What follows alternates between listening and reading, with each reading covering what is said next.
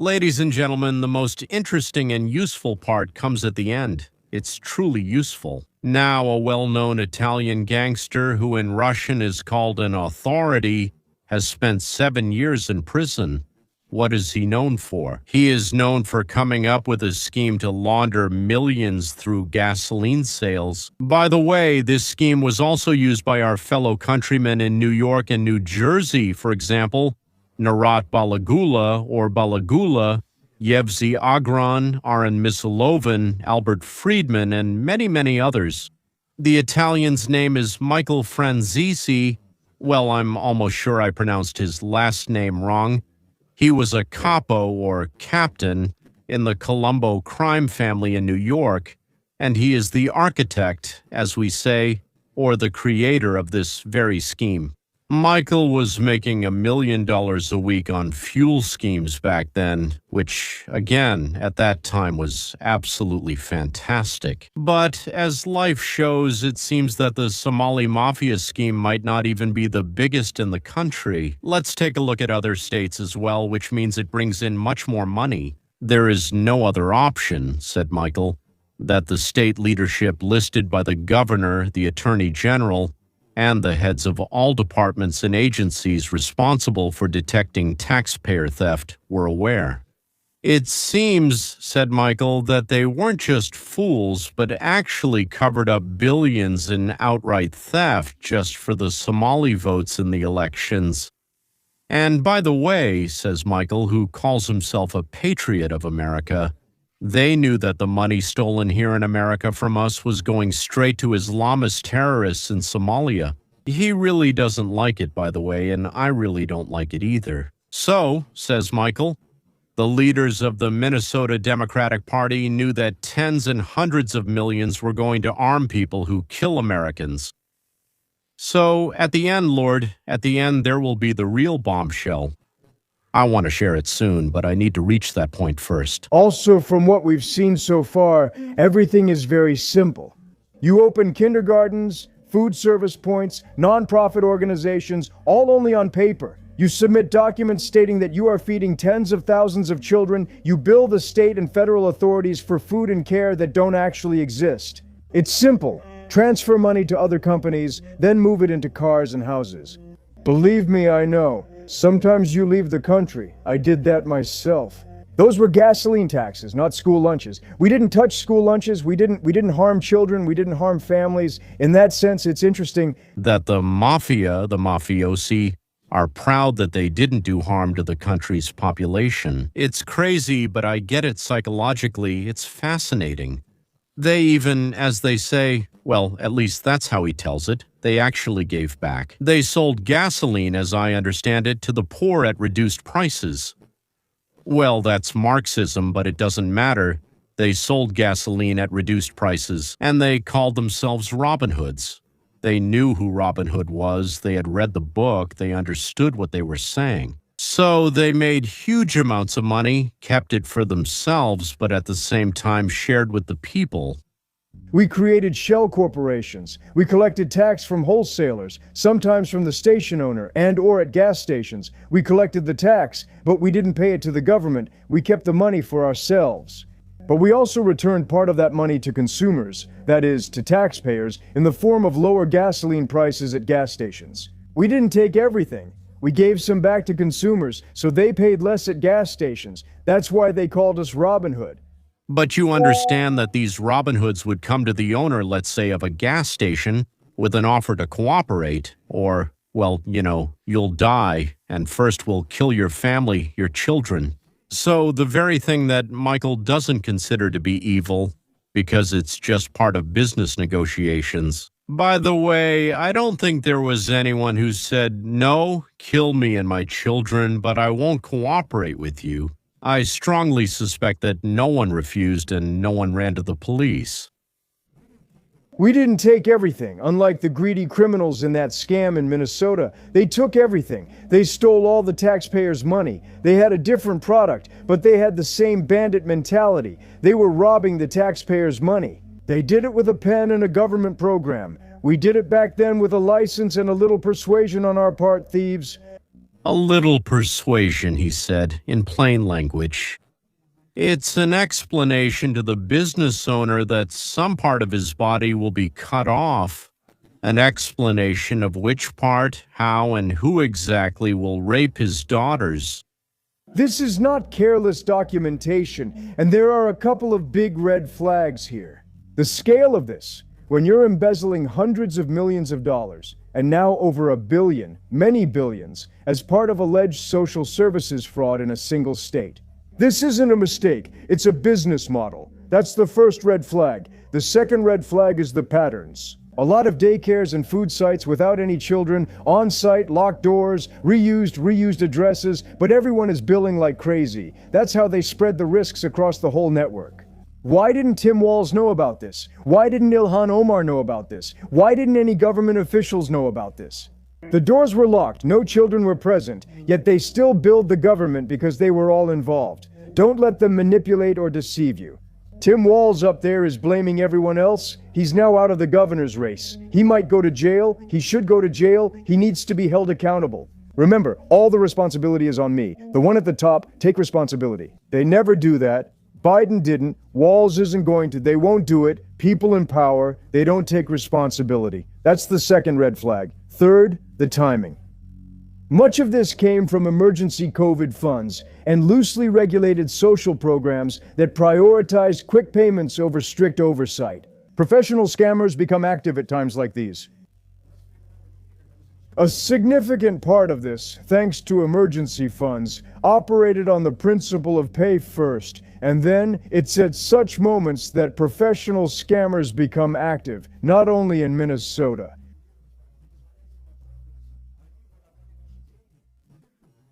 Not just Somalis.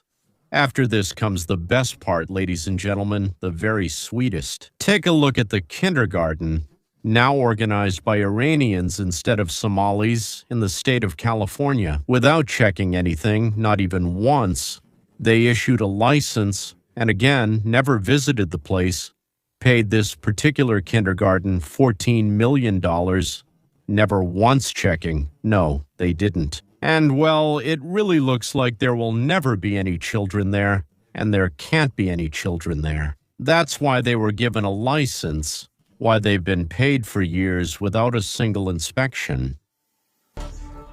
After Nick Shirley's report in Minnesota, we've had Iranian daycare centers in California, including 412 Saud Crescent Heights, the Academy of Creative Children. No one has entered or left here for 9 months. All windows are boarded, tinted, or barred. I believe this is Jamshid Galamali, the property's registered owner. 9 months without a single child, the owner drives a sports Rolls-Royce. Here he is, handsome, charming, of course, a good family man. 9 months, 1 child, the owner drives a sports Rolls-Royce, he is handsome, charming, and of course, a family man.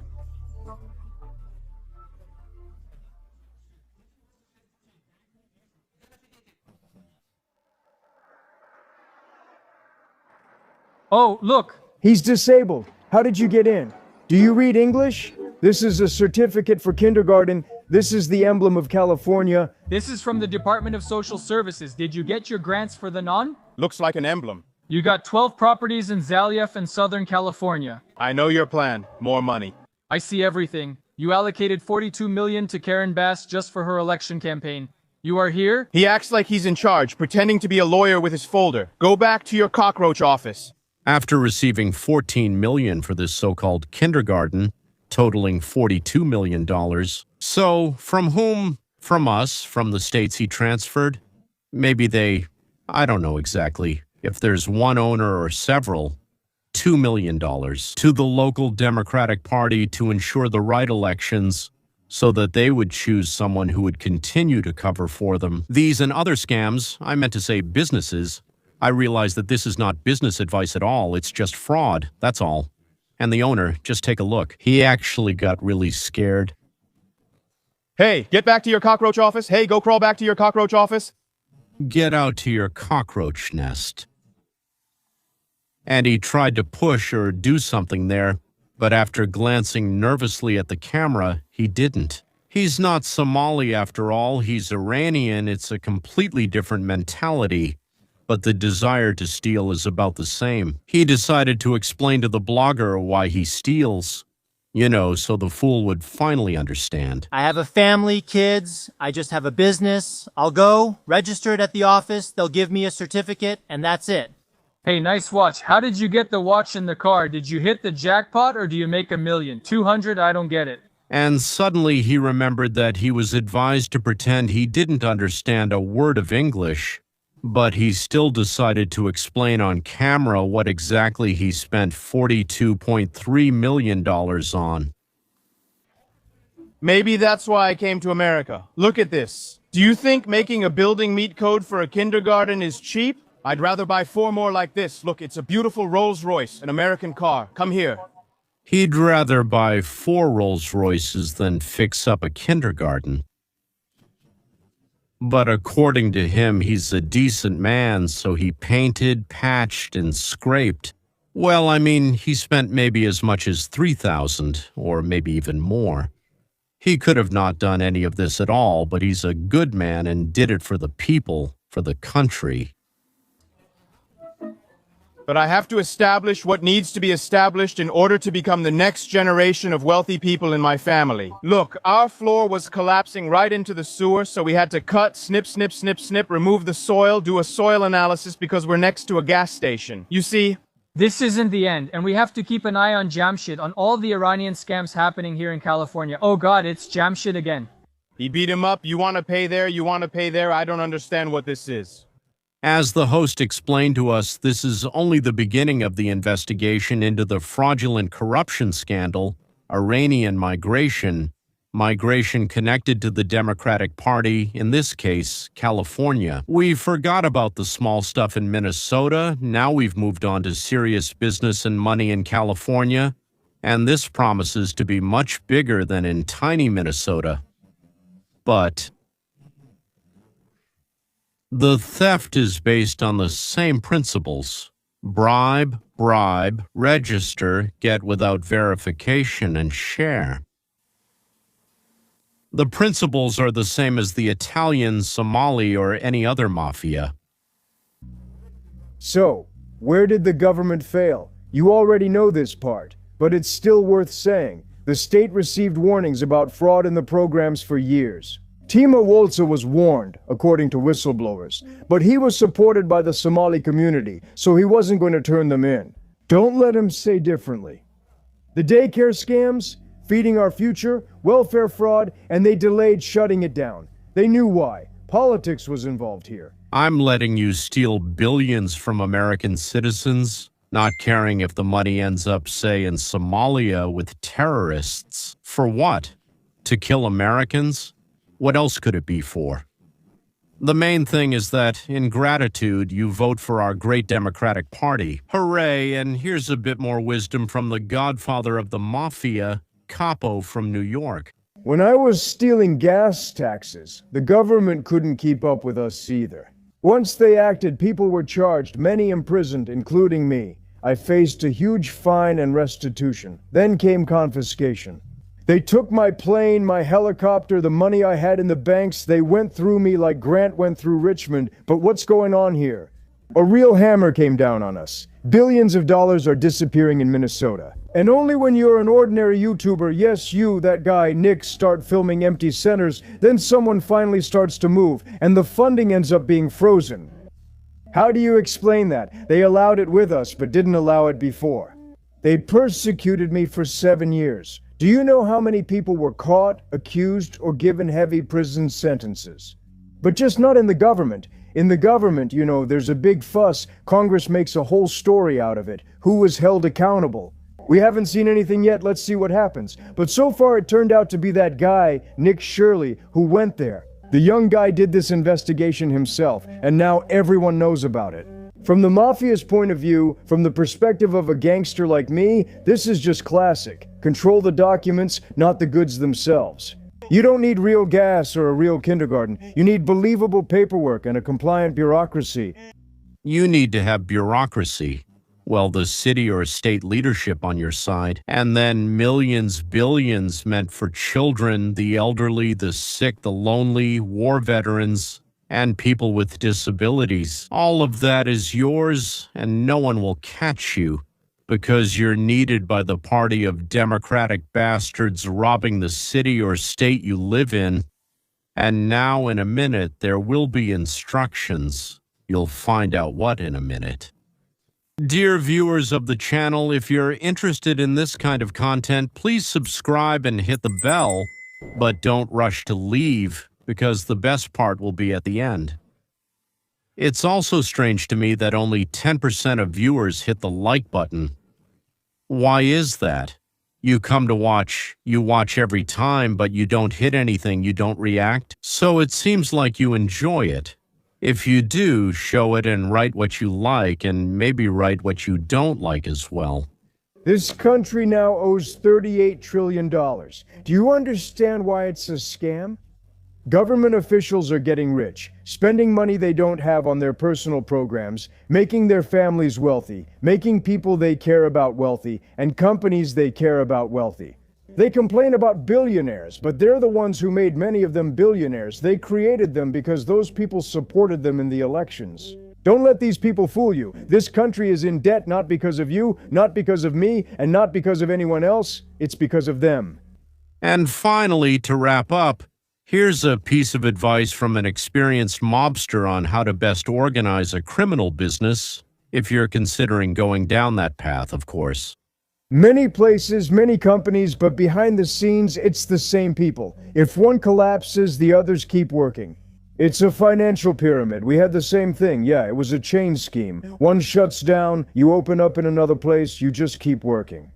Quickly launder the money, transfer the funds into assets, international transfers, family businesses, make it look like legitimate success, not stolen aid. With this advice and the guidance of the Italian authority, who, by the way, has his own YouTube channel and more, yes, you can find him on the internet. There are some very funny and interesting things. And with that, we'll say goodbye until the next hot topic. And don't forget to share this video with your friends. Of course, once again, thank you for watching. Goodbye.